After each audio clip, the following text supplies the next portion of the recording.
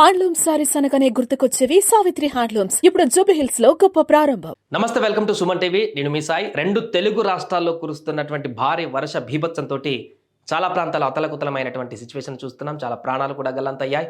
చాలా మంది ప్రజలు అల్లకల్లోలంగా జీవనాన్ని కొనసాగిస్తున్నటువంటి పరిస్థితి. ఈ నేపథ్యంలో రెండు రాష్ట్ర ప్రభుత్వ అధికారులతో పాటుగా చాలా మంది మిగతా వ్యక్తులు కూడా స్పందిస్తూ జాగ్రత్తగా ఉండాలని చెప్తున్నాను. ముఖ్యంగా మెగాస్టార్ చిరంజీవితో మొదలుకొని మిగతా వారందరూ కూడా స్పందించారు.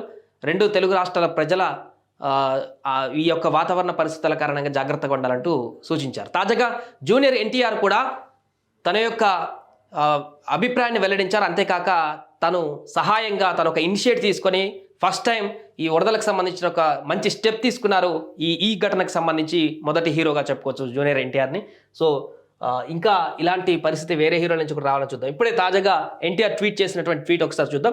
రెండు తెలుగు రాష్ట్రాలలో ఇటీవల కురిసిన భారీ వర్షాల వల్ల జరుగుతున్న వరద భీభత్సం నన్ను ఎంతగానో కలిచివేసింది. అతి త్వరగా ఈ విపత్తు నుండి తెలుగు ప్రజలు కోలుకోవాలని నేను ఆ దేవుణ్ణి ప్రార్థిస్తున్నాను.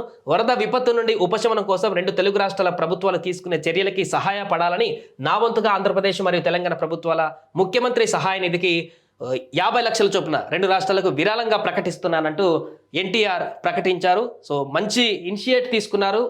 ఎవరు ఇంకా ఆ రకంగా ఆలోచనకి వెళ్ళకముందే జూనియర్ ఎన్టీఆర్ తన మానవత దృక్పథంతో ఒక స్టెప్ తీసుకున్నారు. వయనాడ్లో జరిగినటువంటి ఘటనకు సంబంధించి టాలీవుడ్ అప్పుడు ఏ విధంగా స్పందించి ముందడుగు వేసి ఒక విరాళాన్ని ప్రకటిస్తూ వారికి మద్దతుగా నిలిచిందో, ఈరోజు తెలుగు రాష్ట్రాల ప్రజలు కూడా ఇబ్బంది పడుతున్నటువంటి సందర్భంలో అటు రెండు ప్రభుత్వాలు ఇనిషియేట్ తీసుకుని వారికి సహాయం చేస్తున్నటువంటి క్రమంలో కూడా మేము కూడా వారి వెంట ఉన్నామంటూ ఇండస్ట్రీ నుంచి ఈరోజు జూనియర్ ఎన్టీఆర్ మొట్టమొదటిసారిగా ముందుకు వచ్చారు. రెండు ప్రభుత్వాల సహాయ నిధికి, ముఖ్యమంత్రి సహాయ నిధికి 50 లక్షల చొప్పున ఆయన సహాయాన్ని ప్రకటించారు. బట్ ఇక్కడ విషయం ఏంటంటే ఆయన 50 లక్షలు ఇచ్చారు కదా, దాంతో ఏమవుతుందనే విషయం కాదు.